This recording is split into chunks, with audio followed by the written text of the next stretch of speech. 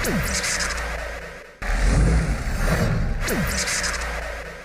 मैं आपको उस मुनीश कौशिक के बारे में बताने नहीं आया जो क्राउन डायरेक्टर 3.5 लाख रुपए कमाता है। मैं आज उस इंसान के बारे में बात करने आया हूँ जो मुनीश कौशिक कभी कुछ नहीं था। From nobody to somebody, एक ऐसी जर्नी मैं आपसे शेयर करना चाहता हूँ। 3.5 लाख रुपए वेस्टीज में चिल्लर है, चिल्लर है। तो मैंने सिर्फ अपनी जर्नी को रखा है nobody to somebody. So the point is, मेरी परवरिश चल रही थी, सब कुछ बहुत अच्छा चला था, मैं एक अच्छा स्टूडेंट था, पढ़ाई में काफी अच्छा था। तो मेरे माता पिता को लगता था कि ये बेटा जो है हमारी जिंदगी बदलेगा, ये बच्चा जो है हमारी एक बुढ़ापे की लाठी बनेगा। मतलब सारा जो जिम्मा था वो मेरे ऊपर था कि बस यही लड़का है जो इस घर की हालात बदलेगा। और मैं, आप यकीन मानिए, एक ऐसा प्रेशर था कि मेरे को जिंदगी में कुछ बड़ा करना है। 12th क्लास के बाद मेरे फादर साहब ने मेरे को हमेशा से कहते थे कि तू एयरफोर्स में जाएगा, एयरफोर्स में जाएगा। और यकीन मानिए, I was not at all interested to be in air force, क्योंकि मैंने अपने फादर को बीएसएफ में रहते हुए देखा है कि क्या लाइफ उन्होंने अपनी जी है। सालों तक वो घर नहीं आते थे। कारगिल 91 का जो वॉर हुआ था उस टाइम पे 1 से 1.5 साल तक मैंने खुद ने अपने फादर को नहीं देखा था। तो मुझे मालूम था, मैं एक ऐसा, अलीगढ़ शहर, एक परवरिश मेरी हुई है अलीगढ़ शहर में, मैंने अपना होश संभाले हैं। तो मैं आपको बस अलीगढ़ शहर के बारे में इतना बनाना चाहता हूँ कि मेरे अंदर एक ऐसा कल्चर आ गया था कि मैं किसी को सल्यूट नहीं कर सकता। मतलब मेरे अंदर एक चीज डेवलप हो गई थी कि मेरा जैसा इंसान किसी को सल्यूट नहीं कर पाएगा। पर मेरे फादर के लाख बार कहने पर भी मैंने एयरफोर्स का फॉर्म नहीं भरा, क्योंकि मुझे मालूम था कि अगर मैं फॉर्म भरूंगा तो मेरा सिलेक्शन हो जाएगा। और आप यकीन मानिए, मुझे आज भी याद है कि इस बात को लेकर के मेरे फादर साहब ने मुझे बड़ा धोया था कि तूने फॉर्म कैसे नहीं भरा।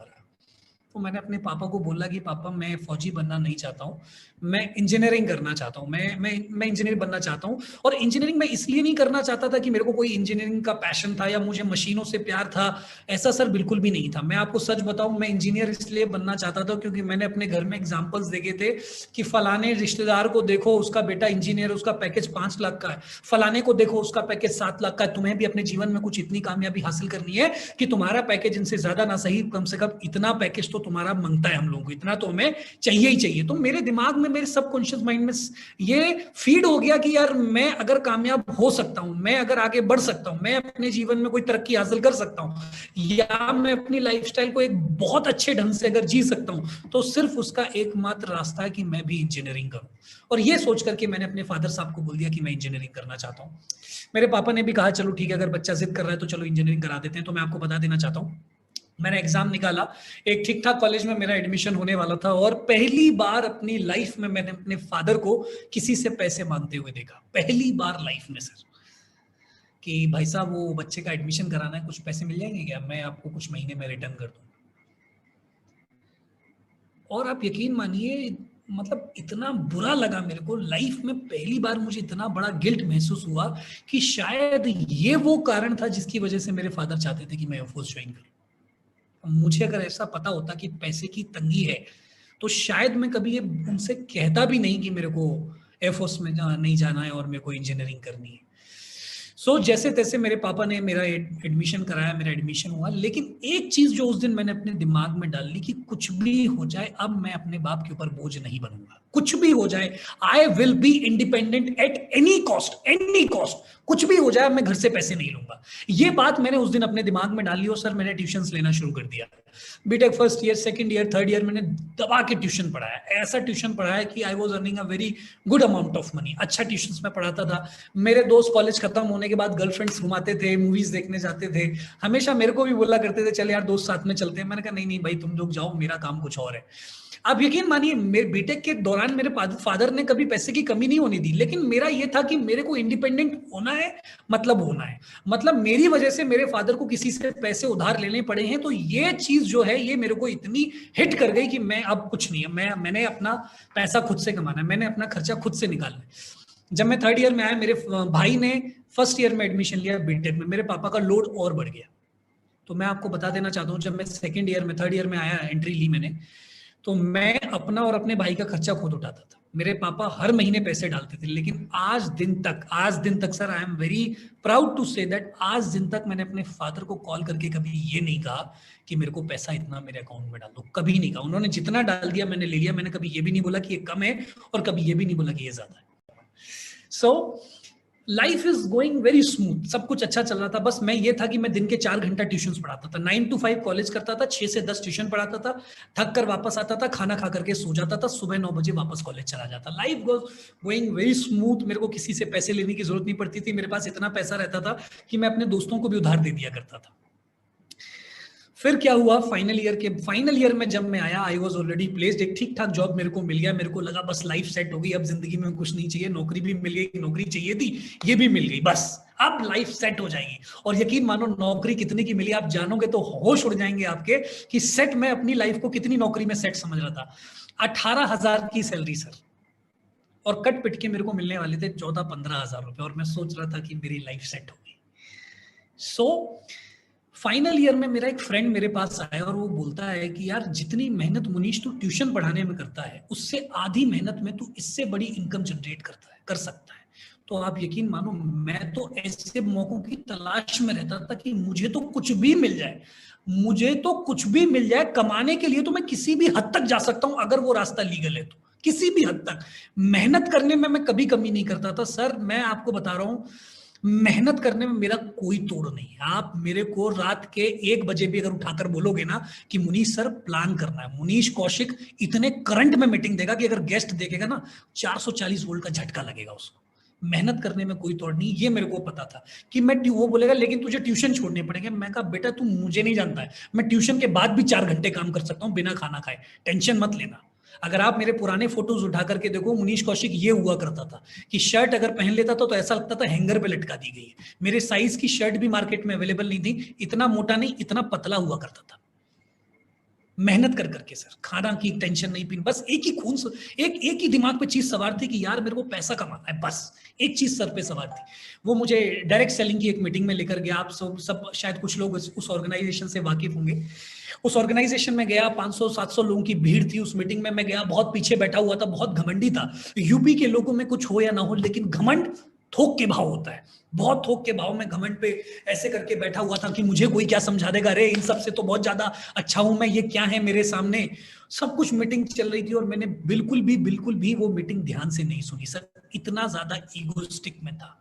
मेरे को लगा ये मेरे को कुछ समझा ही नहीं सकते, 3rd ईयर में मैं प्लेस्ड हो गया हूँ, अरे ये 5 फुट के लोग मुझे समझाएंगे कि मेरे को क्या करना है अपनी जिंदगी में। मतलब जो इंसान वहां पर थे वो 5.5 फीट के से, मेरे हाइट से कम थे, और मैं सोचा था ये समझाएगा मेरे को, ये इस एटीट्यूड का मैं इंसान था।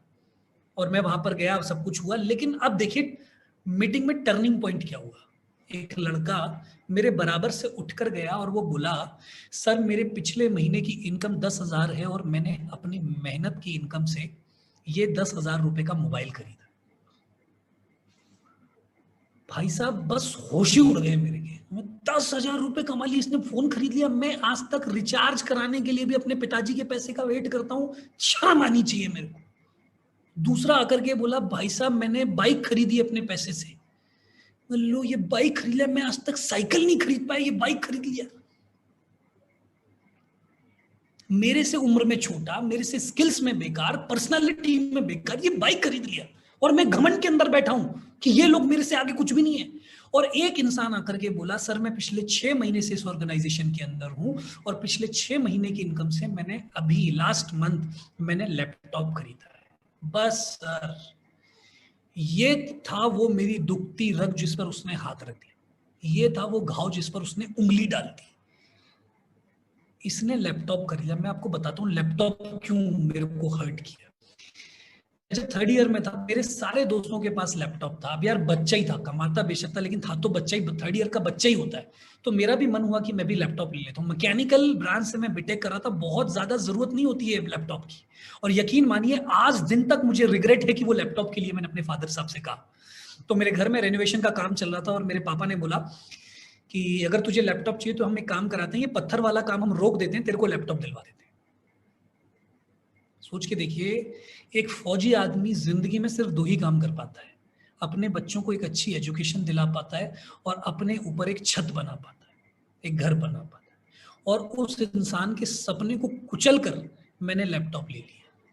और यकीन मानिए उस दिन मीटिंग में बैठ करके मुझे ऐसा लगा कि अगर कहीं चुल्लू भर पानी मिल जाए ना तो मैं जाके डूब के मर जाना चाहिए मेरे को, कि एक औलाद ऐसी भी है जिसने अपने चलते अपने पिता के सपने को तोड़ दिया। And that was the turning point of my life. मैंने बोला कि अब कुछ भी हो जाए, अब मैं ये काम जरूर करूंगा। वो वापस जैसे ही लड़का आया, आप यकीन मानिए वो लड़का जो मेरे बराबर में बैठा था वो बस में भी था मेरे साथ। पहले मैं उससे तू करके बात कर रहा, आप समझते ना यूपी में, और भाई क्या हाल है तेरे, क्योंकि वो मेरे से जूनियर था। फिर जब वो मेरे पास टेस्टिमनी देकर के जब वो मेरे पास वापस आया तो वो तू से तुम हो गया, और भाई तुम्हारा बड़ा बढ़िया इनकम है। और यकीन मानिए मीटिंग खत्म होने तक बाहर जाते जाते वो आप हो गया और आपसे सर भी हो गया। And it's all because of that respect कि यार ये मेरे से लाइफ में बेटर है। भाई मेरे को होश उड़ गए कि जिस इंसान की शक्ल मेरे से अच्छी नहीं है, स्किल्स मेरे से अच्छी नहीं है, पर्सनालिटी मेरे से अच्छी नहीं है, जब ये इंसान पैसा कमा सकता है तो तू पैसा क्यों नहीं कैसे कमा सकता है। और ये सोच करके सर मैं डायरेक्ट सेलिंग में आ गया। मैंने ज्यादा नहीं सोचा था, यकीन मानिए मुझे लाखों दिखाए गए कि यहां से लोग हफ्ते का 2.5 लाख भी कमाते हैं, महीने का 10 लाख कमाते। मैं 10 लाख कमाने के लिए आया ही नहीं था सर। मैंने सोचा कि तू कितना कमाता, जो फ्रेंड मेरे को लेकर गया उसने बोला भाई मैंने 8100 रुपए अभी तक कमाए। मैं कहा मेरे को 8100 भी महीने का आ गया चलेगा, लेकिन अब मैं ये काम जरूर करूंगा। तो मैं अपने उस फ्रेंड को देख करके आया था कि जब ये 60% वाला कर दिया तो अपन 85-90% वाले लड़के हैं, हम क्यों नहीं कर पाएंगे। अरे जरा जरा से लौंडे कर लिए, हम क्यों नहीं कर पाएंगे। ये सोचकर अभी भी देखो ईगो कि जब ये कर लिए तो हम क्यों नहीं कर पाएंगे। ये सोच करके मैं डायरेक्ट सेलिंग में आया और आप यकीन मानिए मेहनत करना शुरू कर दिया। एक ईगो और था, मैं सोचता था कि मेरे से अच्छा कोई दिखा ही नहीं सकता प्लान। जितना देख करके आया था उतना लोगों के साथ दिखाना शुरू कर दिया। काम गलतियां क्या की, बिना सोचे समझे बस लग गया, मैदान में कूद पड़ा कि बस ये कर देंगे वो कर देंगे, चीर देंगे फाड़ देंगे सुखा देंगे, और भाई अभी 1 लाख लोगों की टीम बना देंगे। ये सब सोच के मैं काम करने लगा, बिना ट्रेन किए अपने आप को, बिना कुछ सीखे हुए मैं प्लान दिखाना शुरू कर दिया। और यकीन मानिए 30 प्लान दिखाने के बाद भी एक इंसान ने भी ज्वाइन नहीं किया। बड़ी बात यह नहीं थी कि मैंने 30 प्लान दिखाए, बड़ी बात यह थी कि 3 दिन के अंदर मैंने 30 प्लान दिखा दिए। With in 3 days I have showed 30 presentation. क्यों? पैसा कमाने का भूत सवार हो गया था। और मैंने अपने अपलाइन को बोला था ताओ में, सर अब आप अपनी 1 लाख भूल जाओ, मनीष कौशिक आ गया। वो ऐसे मेरी तरफ देखते हैं, अच्छा चलो प्रूफ करके दिखाओ। उसके बाद मेरे एक फ्रेंड ने बोला, मैंने बोला यार मैंने 30 लोगों को प्लान दिखाया, किसी ने ज्वाइन नहीं किया। बोला तेरे को प्लान दिखाने के लिए किसने कहा। मैं कहा क्यों, क्या हो गया। कि अबे पागल प्लान दिखाते कैसे तुझे पता है। मैं कहा नहीं, फिर तूने क्यों दिखाया। तू एक काम कर, तू फोन कर मेरे को जब तेरा गेस्ट आए, मैं आऊंगा तेरे पास प्लान दिखाने के लिए। मैंने कहा भाई 40 किलोमीटर दूर रहता है तू मेरे से, 40 किलोमीटर, जब तक तू आएगा तब तक मेरा गेस्ट भाग जाएगा, ये बता प्लान दिखाते कैसे। उसने उस जमाने में मेल किया मेरे को एक डॉक्यूमेंट, मैंने प्लान करना सीखा, और सीखने के बाद सर अगले दिन से मैंने प्लान दिखाना शुरू किया। और सर उसके बाद मैंने कभी पीछे मुड़ करके नहीं देखा। लोगों ने बड़ा मजाक बनाया मेरी क्लास में, लोगों ने, आप यकीन मानिए मेरा मजाक बनाने की हिम्मत भी नहीं थी क्लास में, किसी की हिम्मत ही नहीं थी। बस मैं कैसे भी सेट कर सकता था, लेकिन फिर भी मेरा मजाक बनाया गया। और भाई कितने लोगों को काटा, कितने लोगों को फंसाया, कितने मुर्गे कितने बकरे फंसाए तूने। जब भी वो बोलते थे भाई कितने लोगों को काटा, मैंने बोला यार भाई 5 लोग। भाई कितनों को फंसाया, 50। भाई कितने बकरे बकरे बनाए, भाई 500। भाई कितने मुर्गे हुए तेरे, भाई 1000। भाई कितने की टीम हो गई तेरी, भाई 2000।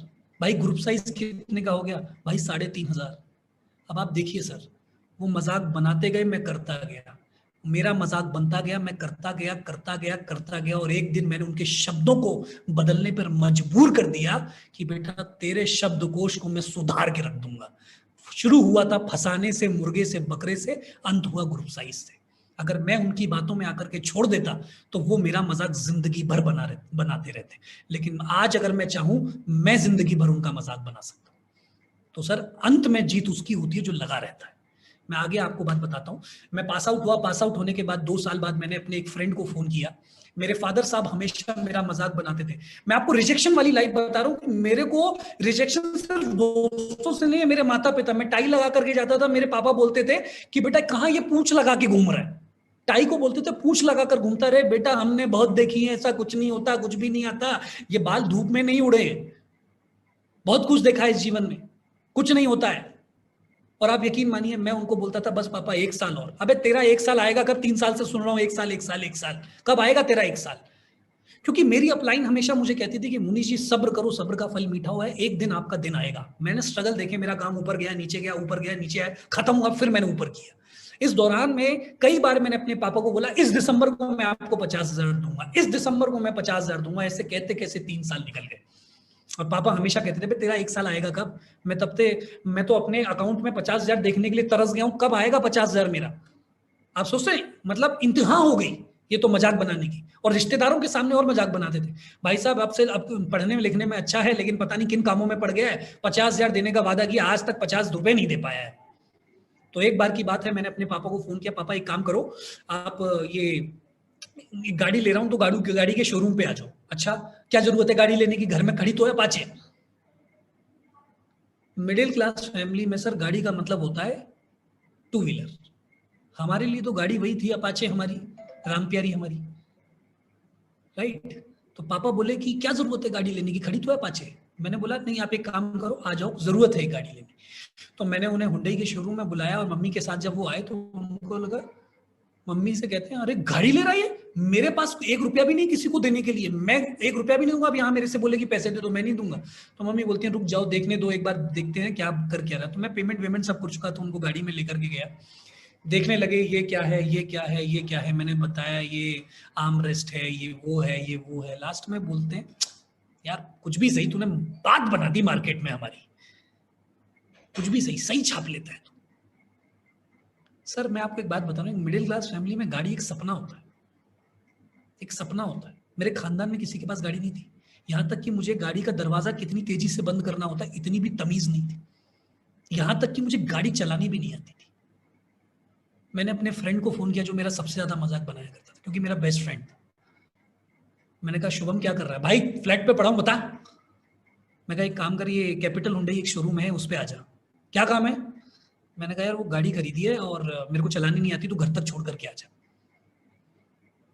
वो बोलता क्या बात कर रहा है लड़के, तूने गाड़ी ले ली? मैं कहा हाँ। वो आया कैब से उतरा, तुरंत मुझे गले से लगाया, यार भाई मजा आ गया, गाड़ी ले ली तूने, हमें तो पता था तू करके दिखा देता, तेरा तो जुनून देख के हम लोगों को लग गया था कि भाई तू जिंदगी में कुछ बड़ा करने के लिए पैदा हुआ है।